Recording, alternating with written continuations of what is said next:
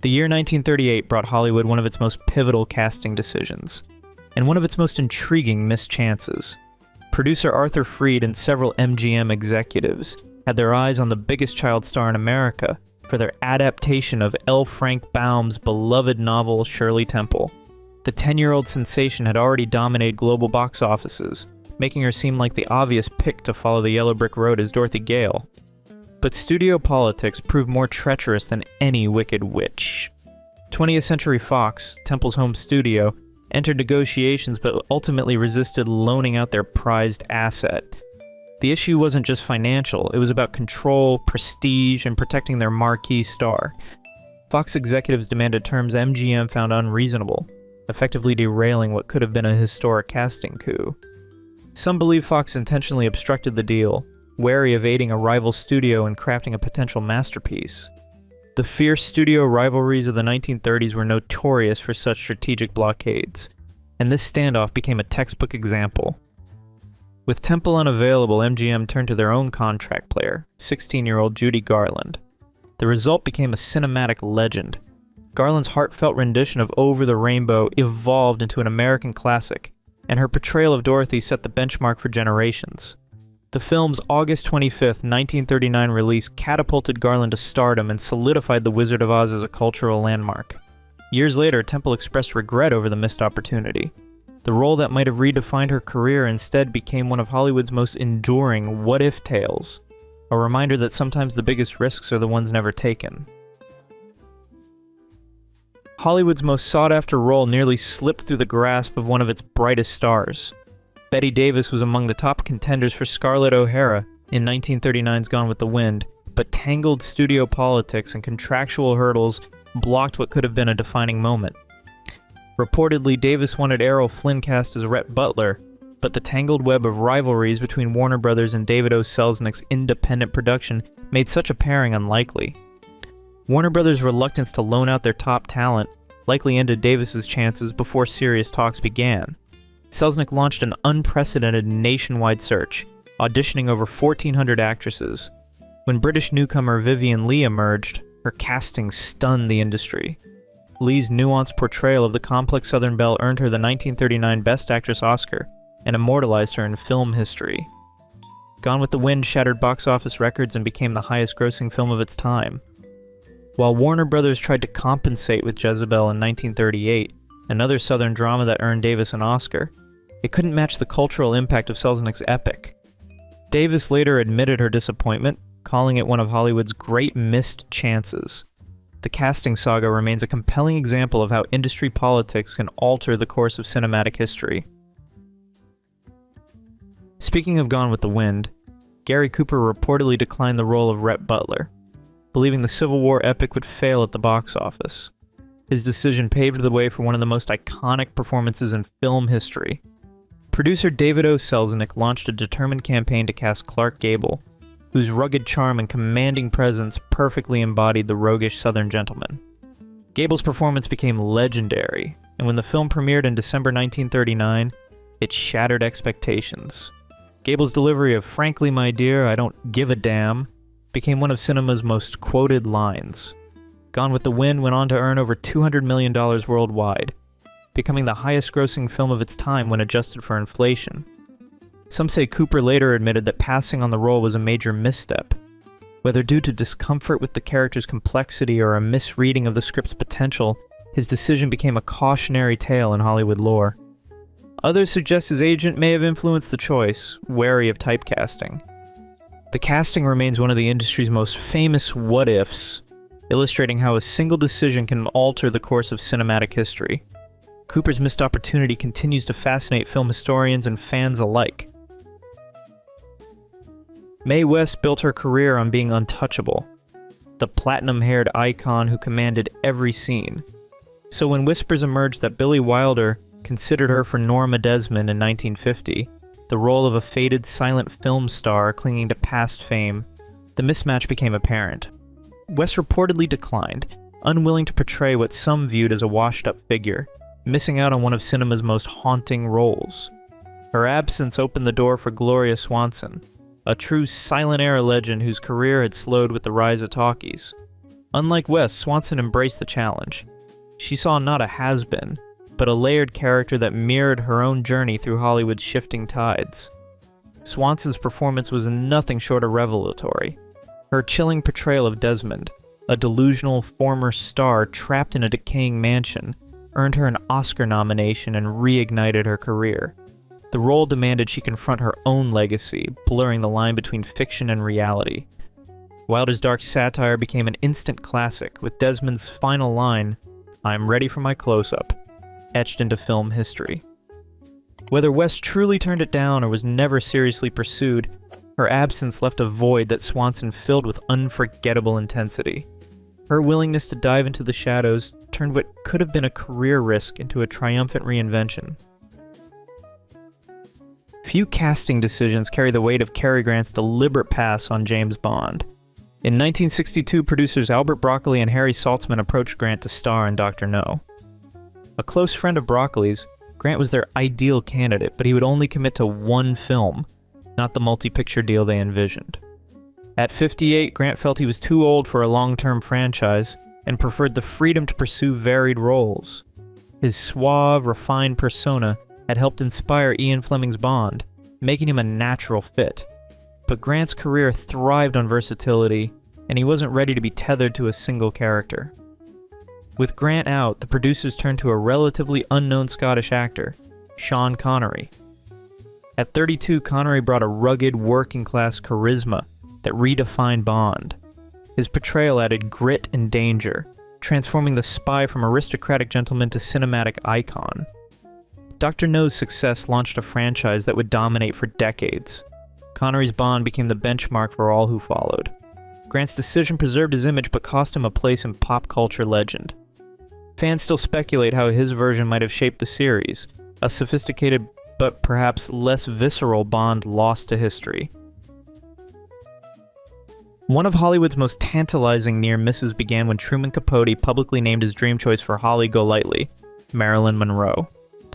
Capote believed Monroe's vulnerability would perfectly capture the character's complexity beneath the glamour. Monroe was seriously considered for the 1961 adaptation, but ultimately declined after discussions with her inner circle. Acting coach Paula Strasberg reportedly advised against the role, fearing Holly's provocative past might tarnish Monroe's image. Studio concerns and Monroe's own hesitations about the character's risque elements contributed to her decision. Many believe this moment marked a turning point, reinforcing Monroe's comedic typecasting and stalling her pursuit of dramatic credibility. When Paramount turned to Audrey Hepburn, Capote was openly disappointed.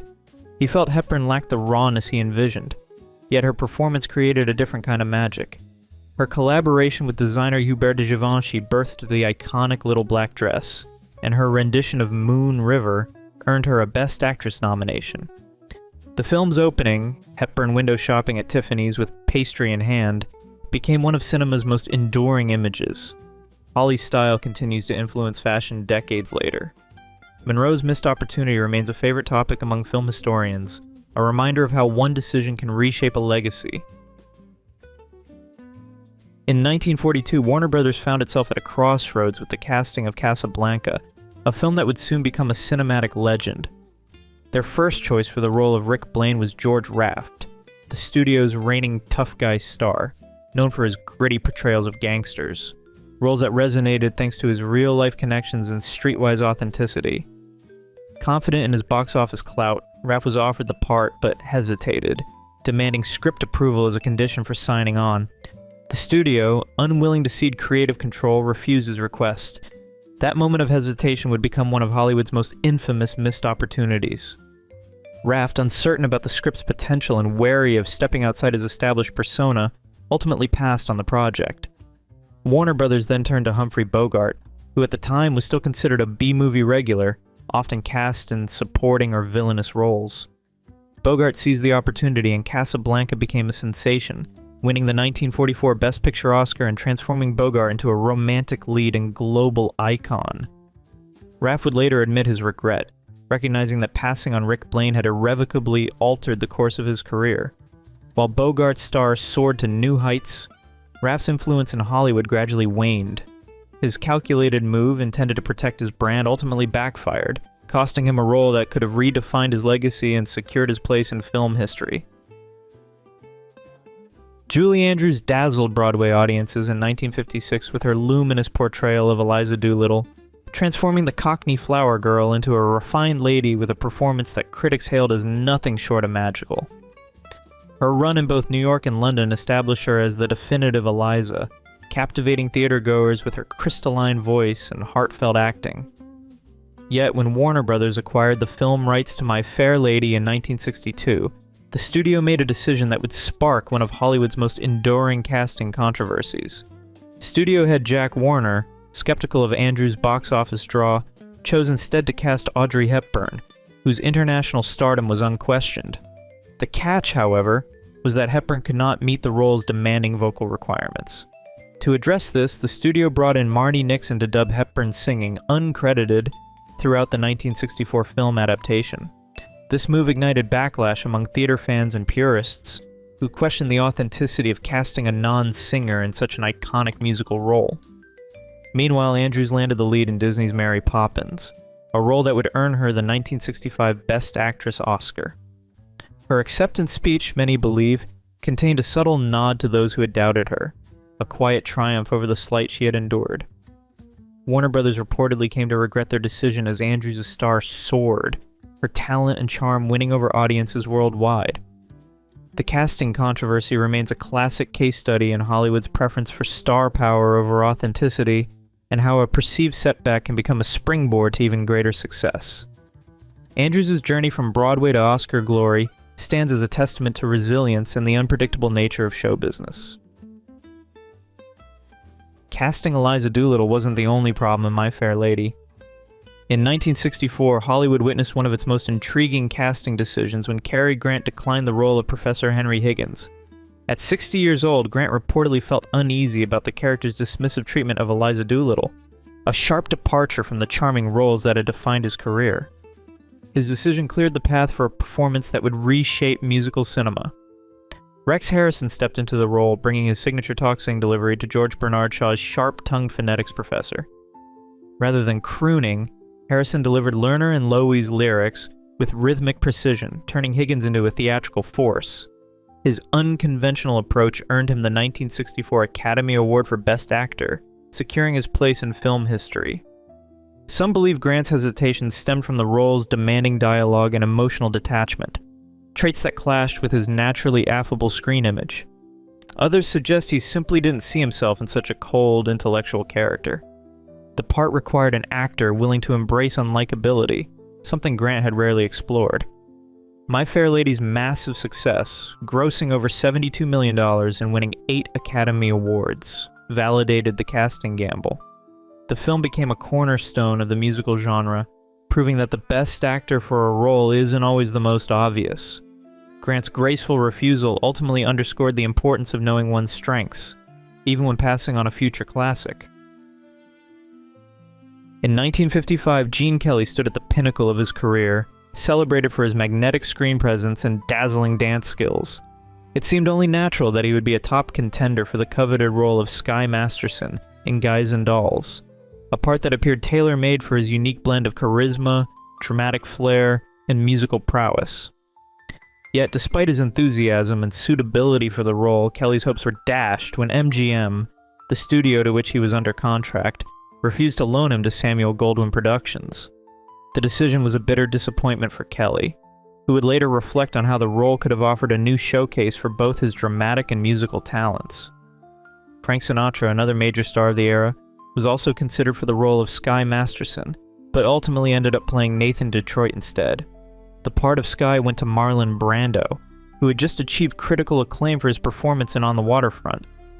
Brando's casting raised eyebrows across Hollywood, as he had no background in musicals and was known more for his brooding intensity than for his singing or dancing.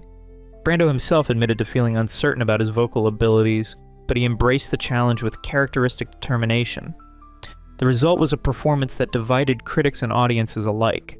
Some admired Brando's bold, unconventional interpretation of the role, while others questioned whether his vocal limitations detracted from the film's musical appeal. For many fans of the genre, Kelly's absence remains one of Hollywood's great what-ifs. a poignant reminder of how rigid studio contracts could shape, and sometimes limit, the artistic possibilities of even the brightest stars. In 1962, director David Lean faced a casting dilemma that would reshape cinematic history. His first choice for T.E. Lawrence in Lawrence of Arabia was Albert Finney, a rising British star fresh off a breakout performance.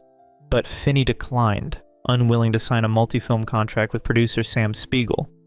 Some speculate Finney feared being typecast in epic roles, while others believe he wasn't ready for the film's demanding scope. His decision opened the door for Peter O'Toole, a relatively unknown stage actor whose piercing gaze and commanding presence captivated Lean. O'Toole's portrayal became iconic, earning him his first Academy Award nomination and launching him into global stardom. Finney, though critically respected, never again encountered a role of such magnitude. O'Toole's performance defined the epic genre and became synonymous with the character. Finney's refusal, while bold, remains one of cinema's most consequential career choices. A reminder that sometimes the roles we turn down shape us as much as the ones we accept. If you've enjoyed this video, please leave a like and comment. Also consider subscribing and hitting the notification bell to get notified of our new videos each week. Thanks for watching.